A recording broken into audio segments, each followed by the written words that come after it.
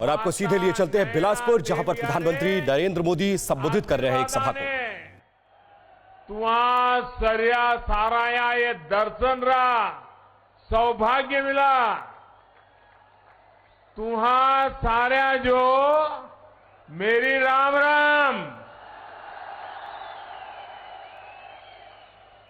कन्ने एम श्री बड़ी बड़ी बधाई। हिमाचल के राज्यपाल श्री राजेंद्र आर्लेकर जी, हिमाचल के लोकप्रिय मुख्यमंत्री श्रीमान जयराम ठाकुर जी, भारतीय जनता पार्टी के राष्ट्रीय अध्यक्ष, हम सबके मार्गदर्शक और इसी धरती के संतान श्रीमान जेपी नड्डा जी, केंद्रीय मंत्रिमंडल में मेरे सहयोगी और हमारे सांसद श्री अनुराग ठाकुर जी, हिमाचल भाजपा के अध्यक्ष और संसद में मेरे साथी सुरेश कश्यप जी, संसद के मेरे साथी किशन कपूर जी, बहन इंदु गोस्वामी जी, डॉक्टर सिकंदर कुमार जी, अन्य मंत्रीगण, सांसद और विधायकगण और भारी संख्या में हम सबको आशीर्वाद देने के लिए पधारे हुए मेरे प्यारे भाइयों और बहनों, आप सभी को, संपूर्ण देशवासियों को विजयादशमी के अवसर पर अनंत अनंत शुभकामनाएं। ये पावन पर्व हर बुराई से पार पाते हुए अमृत काल के लिए जिन पंच प्राणों का संकल्प देश ने लिया है, उन पर चलने के लिए नई ऊर्जा देगा। मेरा सौभाग्य है कि विजयादशमी पर हिमाचल प्रदेश के लोगों को स्वास्थ्य, शिक्षा, रोजगार और इंफ्रास्ट्रक्चर के हजारों करोड़ रुपए के प्रोजेक्ट्स इसका उपहार देने का अवसर मिला है।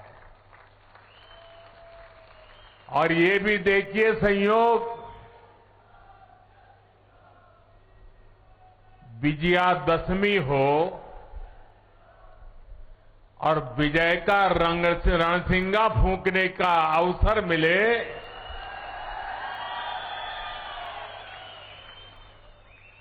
ये भविष्य के हर विजय के आगाज लेकर के आया है।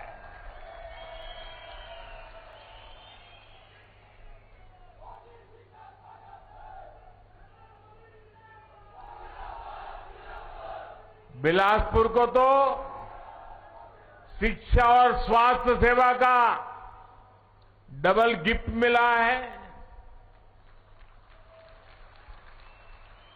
कलुरारी, बंदले, धारा ऊपर हाइड्रो कॉलेज, कने थल्ले एम्स हुणे ऐतिरी पहचान हुई।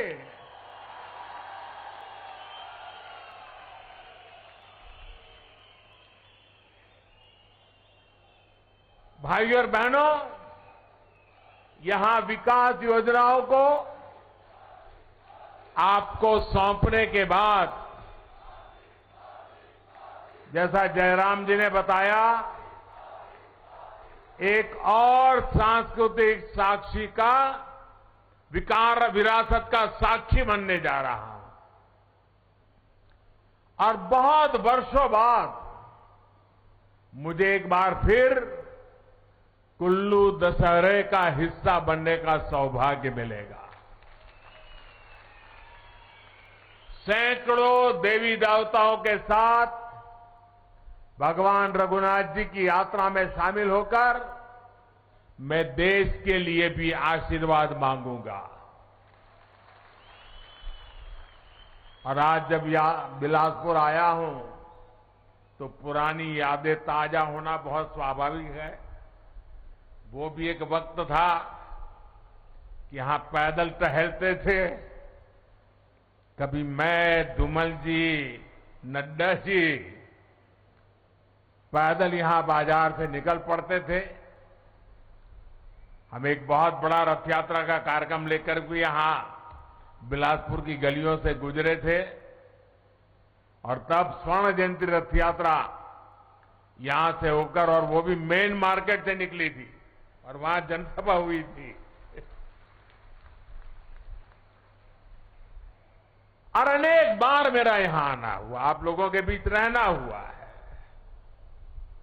हिमाचल की इस भूमि पर काम करते हुए मुझे निरंतर हिमाचल की विकास यात्रा का सही यात्री बनने का अवसर मिला है।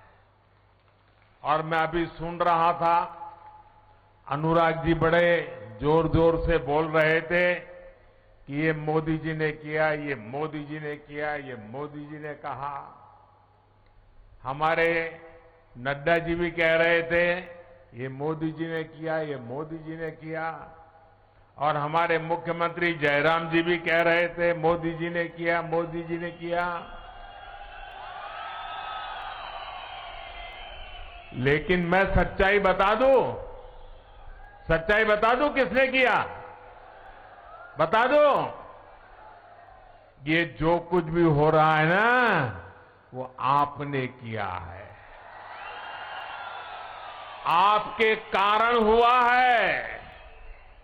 अगर आप दिल्ली में सिर्फ मोदी जी को आशीर्वाद देते और हिमाचल में मोदी जी के साथियों को आशीर्वाद न देते तो ये सारे कामों में वो अड़ंगे डाल देते।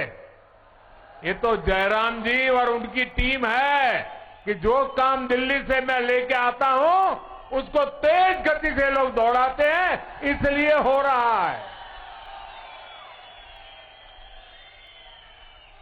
और ये अगर एम्स बना है तो आपके एक वोट की ताकत है। अगर टनल बना है तो आपके एक वोट की ताकत है। हाइड्रो इंजीनियरिंग कॉलेज बना है तो ये आपके वोट की ताकत है।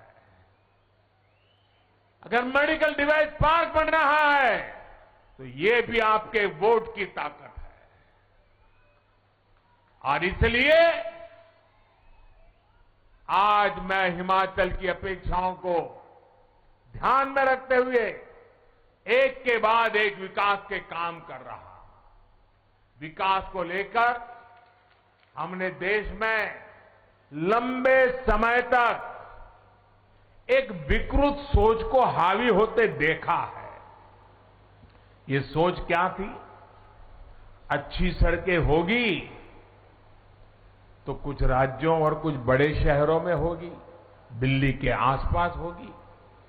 अच्छे शिक्षण संस्थान होंगे तो बहुत बड़े बड़े शहरों में होंगे। अच्छे अस्पताल होंगे वो तो दिल्ली में ही हो सकता है, बाहर हो ही नहीं सकता है। उद्योग धंधे लगेंगे तो भी बड़े बड़े जगह पे लगेंगे। और विशेषकर देश के पहाड़ी प्रदेशों में मूल सुविधाएं तक सबसे अंत में कई कई वर्षों के इंतजार के बाद पहुंचती थी। उस पुरानी सोच को और उस सोच का नतीजा ये हुआ कि इससे देश में विकास का एक बड़ा असंतुलन पैदा हो गया। इस वजह से देश का एक बड़ा हिस्सा, वहां के लोग असुविधा में, अभाव में रहे।